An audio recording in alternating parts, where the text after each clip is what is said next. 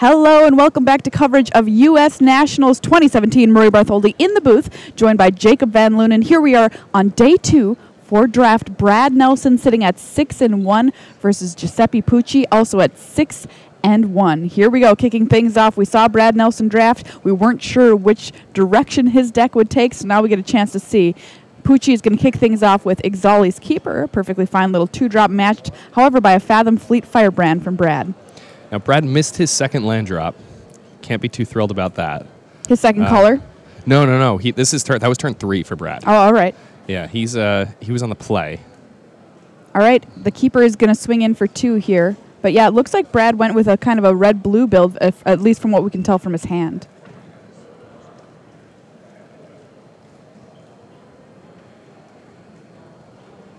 Blossom Dryad is a follow-up play here from Giuseppe as Brad Nelson is knocked down to 18. Yeah, so finding a couple lands on the top of his deck, pretty happy about that. After not having one on turn 2, did fall pretty far behind as a result, though. Now he is blue-red splashing black. He's not very happy with how his draft went. Fathom Fleet Firebrand gets in.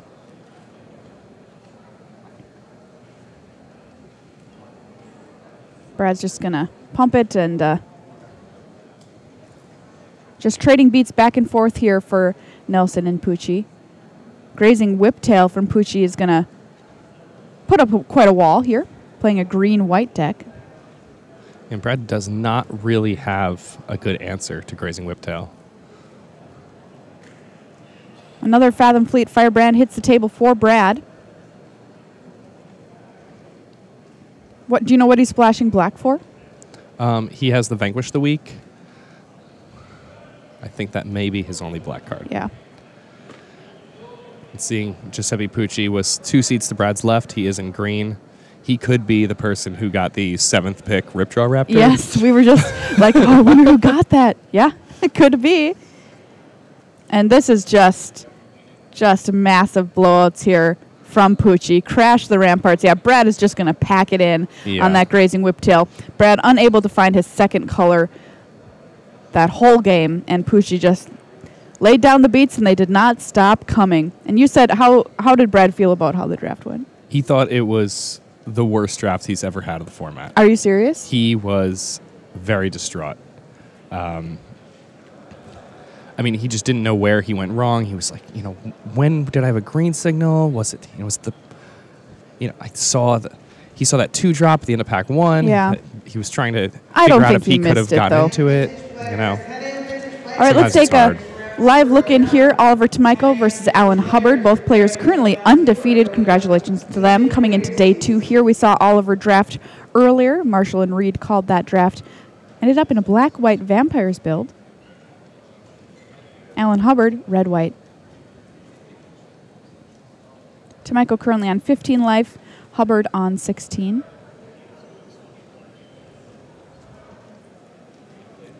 Two decks that want to turn their creatures sideways. It looks like Oliver may have the advantage here at this point in time. Although if he doesn't have anything to do with that 3 mana, then it does not bode well for him.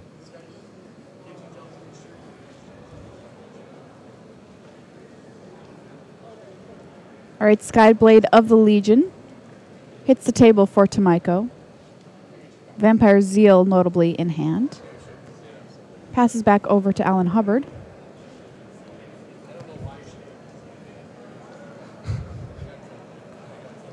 Now, the 1/3 does match up really well against the Nest Robber on the other side of the table. Tilani's Knight will get the bonus from that little dinosaur. And that'll allow that to attack through.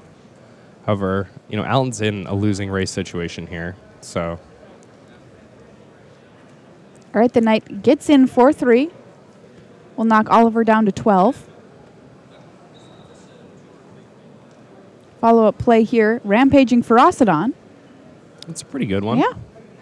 A 3-3 punishes you for playing creatures. Menace. The card's especially good against these vampire decks in Limited. Oliver's pack 1, pick 1 was a Mauvrin Fane. That's a nice one. Yeah.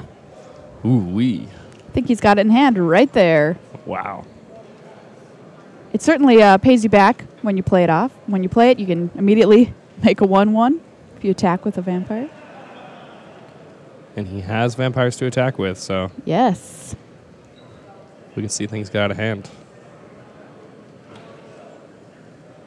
Card that I don't believe Oliver picked up, at least I don't remember seeing it in his draft, was Anointed Deacon. That's a nice one for a deck like his. Yeah. And there it is. Mavrin Fane, Dusk Apostle.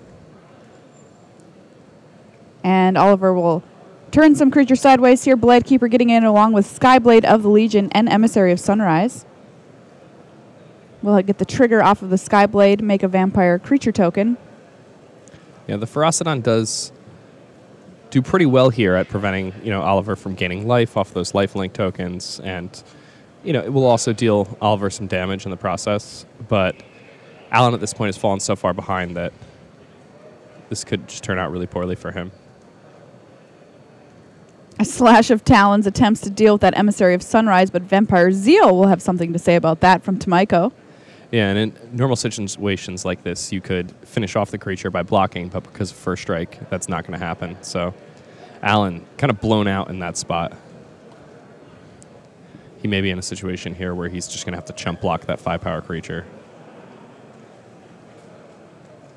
Instead, chooses to take the damage, falls to 3 here. Yeah, not looking good for Alan.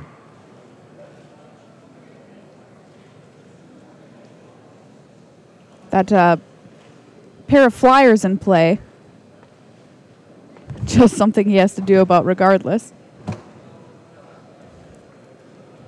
Yeah, I'm not really sure what Alan could do in this situation to get out of it.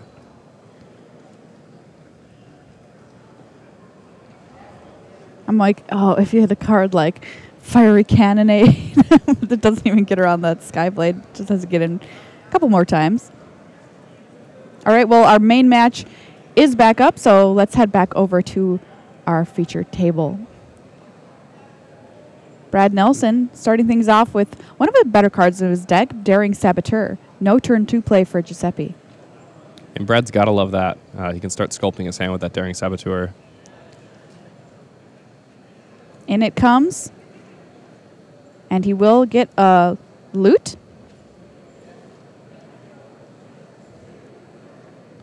Ooh, I think I see a Marauding Looter at the back of his hand as well. Oh, wow. So his hand's set up pretty nicely. Yeah, he's got some good stuff.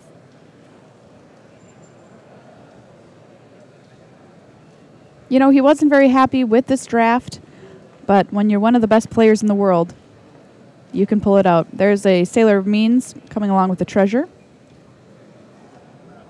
Pass the turn back to Giuseppe. Yeah, and this is about as nice as things could be going for Brad with his deck. Queen's Commission here for Giuseppe will make a couple of lifelinking tokens. And those match up pretty nicely against that Daring Saboteur. Sure, it can become unblockable, but that's a pretty big mana investment, especially at this stage of the game. Yeah, Brad's just going to swing in with the Sailor here.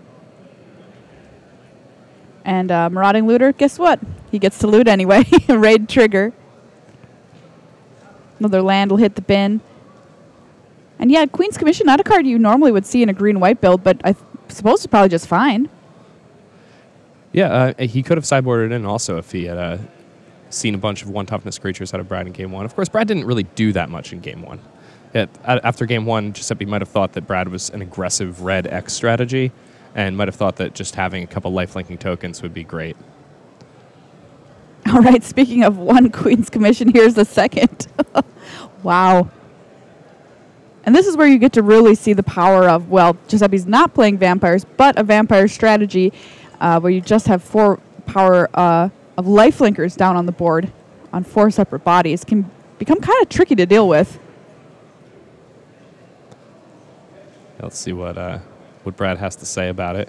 I want to see if Giuseppe's list is over here, if we can see if he's the one who did, in fact, end up with that Ripjaw Raptor we saw going around so late. He is. Okay. Yeah, so that does not bode well for Brad. Giuseppe may be the only green drafter at the table. If you didn't see that draft, Ripjaw Raptor with, I don't know how many cards left in the pack. Yeah, I think Giuseppe got it 7th or 8th. It was nuts. Yeah. It's a 4-5 for 4 just to start. It's it draws you cards. It's so good. I've been playing a little bit with a red-green dinosaurs deck in Standard, just for fun, and Ripjaw Raptor, the all-star, obviously. The card's sweet. I mean, it survives Glorybringer. Yep. 5 toughness is a nice benchmark in the current Standard format. All right, Brad, considering his attacks, swings in, looks like with the Marauding Looter as well as the Sailor of Means. Choosing not to attack with that Daring Saboteur. Giuseppe triple blocking on the Looter. So a removal spell here from Brad could potentially be great here. Unfortunately, if Giuseppe does have some sort of pump spell, things could go awry. Brad does, I think, have Unfriendly Fire in hand. He is just going to let the trade happen. Oh, interesting. Here we go. Stormfleet Arsonist is going to cause Giuseppe to sacrifice a permanent, and it's going to be that vampire, leaving him with a completely cleared out board. Yeah, and Brad's got to like this situation. Good turn for Brad, for sure. Yeah, Giuseppe's still at 19. The major problem here is that Giuseppe has cards in his deck that could just come down and instantly brick wall. Ripjaw Raptor comes to mind as a card that's just a nightmare here. Speaking of, here he is, Ripjaw Raptor. All right, Brad Nelson, what can you pull together? Drew another Daring Saboteur. And I mean, his plan may just be to be a daring individual and unblockable his way to victory. If you have something in hand like Unfriendly Fire, like Brad does, are you incentivized to try and get that Ripjaw Raptor dealt with? I don't know. Even though they're gonna draw a card, you have to spend a card on it and lose a creature. It's pretty hard to. It's pretty hard to deal with that while also staying in this game. I mean, he's starting to run low on resources. His entire strategy at this point seems to hinge on sneaking through damage with these Daring Saboteurs and then finishing the game off with some sort of reach. And all right, here we go. He just gets in for a couple points, unblockable, gets a loot, finds a swamp, and is able to play another Daring Saboteur. I mean, maybe he's just fine with getting hit by 4 from the Ripjaw Raptor. Yeah, I don't think Giuseppe can attack here. Because if Giuseppe attacks, then Brad gets to, not only get in with his 4/4 of his own and with the other creatures without paying mana, but he also gets to advance his board state with something that he can cast from his hand. So Giuseppe's playing defense pretty hard here, but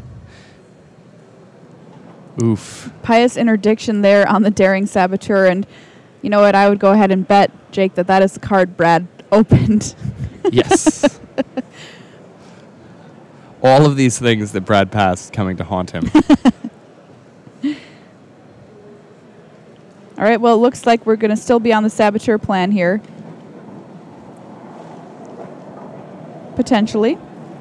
Sleek Schooner was the draw. He's going to make the Saboteur unblockable, swings in. Again, here's another loot. Ooh, is a Siren Lookout. Well, that's pretty good. And there we go. Goes exploring, finds its brother in arms. Will stay on top. Yeah, and I mean, that's a great find for Brad here because that evasive body is just wonderful against Giuseppe's current defensive force, which is the Ripjaw Raptor. So unless Giuseppe has some sort of creature with reach or another copy of Pious Interdiction, then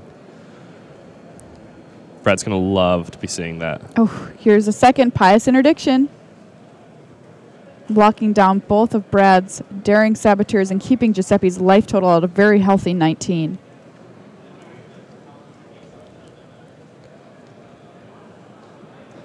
All right, we're going to swing in here with the Siren Lookout. In comes another one. Explore. Finds a Fathom Fleet Firebrand. Brad's going to think for a second and then pitch it. Seems reasonable. Yeah, Brad's just trying to do everything he can to fight back against Giuseppe's cards, which are pretty much every single one of them better than what Brad has going on. Absolutely. Brad's been poking through damage this whole game, and Giuseppe's still at 17. Oh boy, that's rough. Grazing whiptail. Has reach. Passes the turn back to Brad. Brad has the unfriendly fire, but at this point, Giuseppe has a bunch of cards in his hand and green-white untapped. So it's... You have to pull the trigger to fire away. Yeah. But at the same time, you can't be expecting things to go well. Here we go, unfriendly fire. All right, it works. It's good. Grazing whiptail goes down. Yeah, we saw Crash the Ramparts from Giuseppe last game. That does, however, cost 3. But it's not completely insane to think you might be playing something like Vampire Seal in this deck. And that was Brad's turn. Back over to Pucci. And Brad's current plan is to... Oh, good grief. Brad just got a sigh at that one. Another grazing whiptail here from Pucci. Well, he is splashing a Vanquish the Week. And grazing whiptail is one of my favorite things to kill with Vanquish the Week, so... Looks like Brad is just going to play a Fathom Fleet Firebrand here and pass the turn.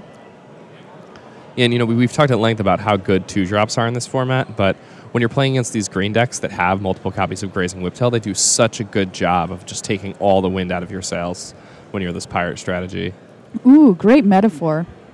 The wind out of the sails. He's playing pirates. I loved it. Thank you. I appreciate that. Only one mountain play notably as well for Brad to activate this Firebrand.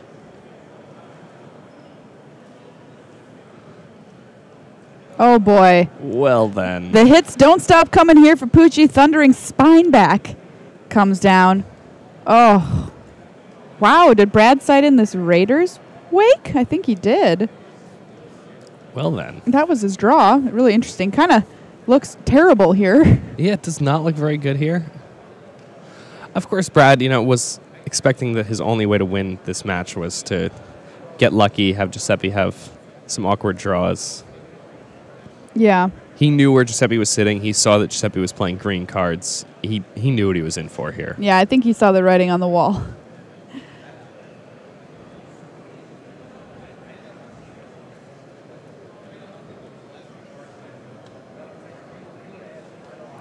All right, well, Brad is attacking. Giuseppe snaps off a block. Raiders Wake here from Brad, followed up by another Fathom Fleet Firebrand. We're going to have Giuseppe discard.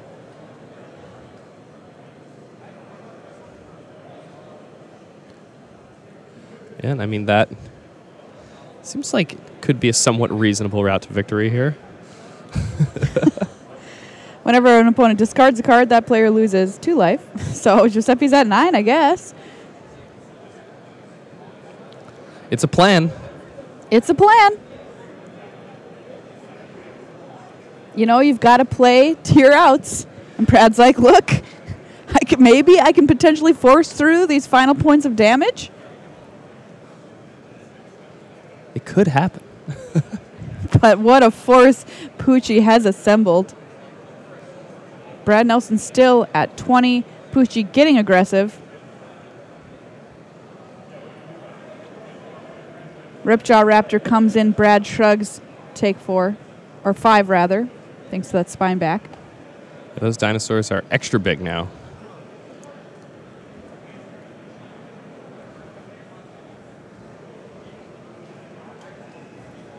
But... oh, my goodness gracious.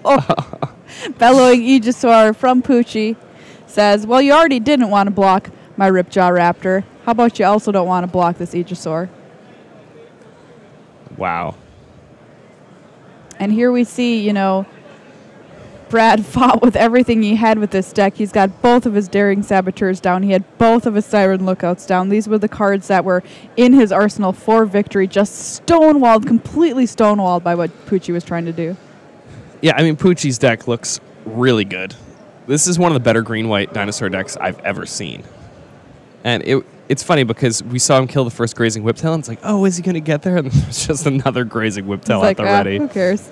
Yeah, I'm not too worried about it. He, by the way, Pucci, don't know what he's playing, but in his pool, he has 2 Thundering Spinebacks. I don't even know if you play 2, but he has 2. 2 Pious Interdiction, which we see both there on the battlefield. And he's able to ramp with New Horizons and a couple of Blossom Dryads, too. And in case people are trying to burn him out, say with a Raider's Wake in a longer game, he has Verdant Sun's Avatar. Oh, well. Just gets right in there. You know what? If he played Verdant Sun's Avatar next turn, it would just be like, how about every good dinosaur card that's possible I just have on the battlefield? Okay. Yeah, this is not looking great for Brad Nelson.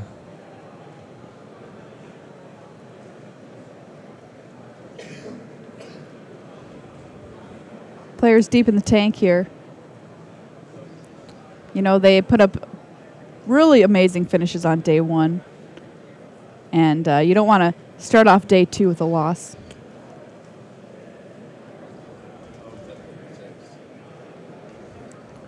Brad, I guess, thinking about defense here. Though he has to attack with at least 1 creature. I imagine it'll be the flyer because he doesn't want to grow Giuseppe's team here. He does want to get that last card out of his hand, however. Doesn't even do that much, though. Giuseppe can just start using his mana to make dinosaurs. Yeah, Thundering Spineback, one of the premier ways, premier mana sinks in this format, of which there are not many. I mean, that card's great. What do you do here if you're Brad? Jeez. I do not think he has any good play.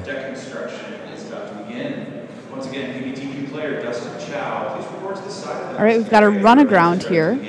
Okay. From Brad to clear away that grazing whiptail for a turn. Siren Lookout will chip in for 2. Giuseppe will pitch the Merfolk Branchwalker there, losing another 2. Now, something really interesting comes up here where in order for Giuseppe to have cards to discard to the Raider's Wake, Brad may be incentivized to block the Ripjaw Raptor and put cards into Giuseppe's hand. Whoa! Yeah, I mean, that's it's insane. Weird. Did Giuseppe play a land this turn? He did not, because he drew the Grazing Whiptail this turn. Oh, yeah, that's right. Yeah, you've got to... On Raider's Wake, you've got to have cards to discard to it. Yeah.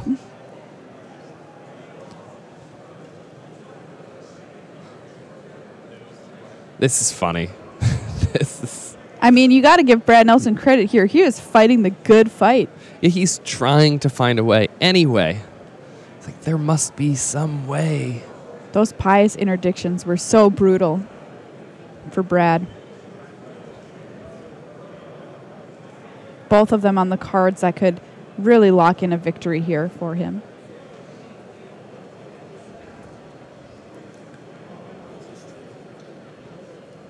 I'm wondering if he's just running that Raider's Wake in the main. He says, you know what? I've got a plan. My plan is unblockable and flying damage, and you discard and lose some life. He does have another run aground, and he does have a Vanquish the Weak. Okay. Bellowing Aegisaur here swings in. Brad will drop down to 11, and there's the Whiptail again.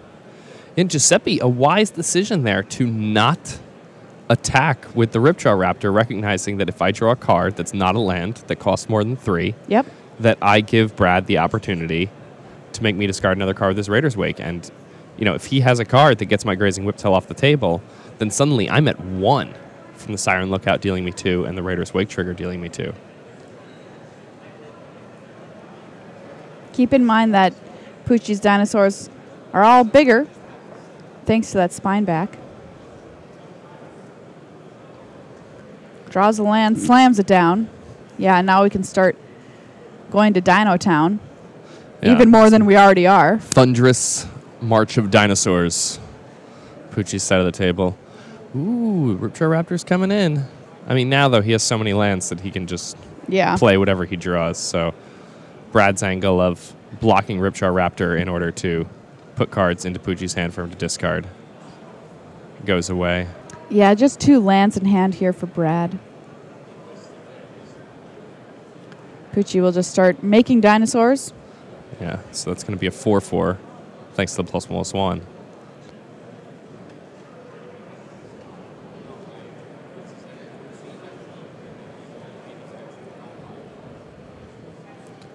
It's funny, on the turn previous, Giuseppe might have been able to swing with that Ripjaw Raptor before playing the land that he drew, and might have been able to bait Brad into blocking it.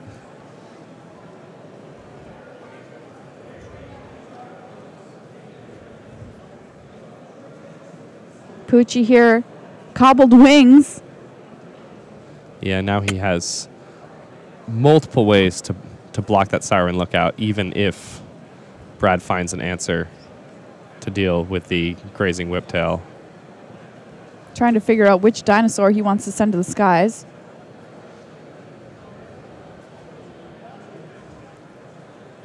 Bellowing Aegisaur, equipped with the wings, will swing in here. Yeah, and that's not lethal. It's one of the few attacks he could have made that does not present lethal, so not forcing a jump there from Brad.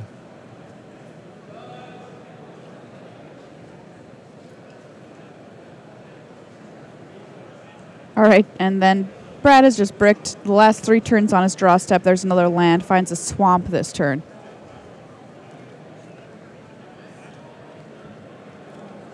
And it looks like this one is all but over now.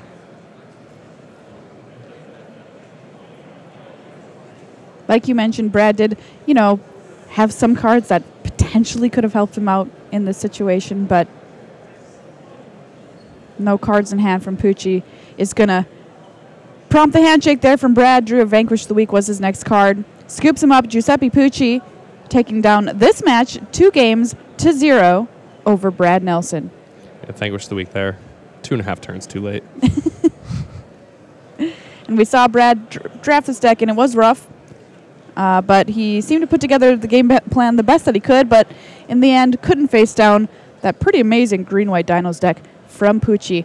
More Magic from U.S. Nationals after these messages.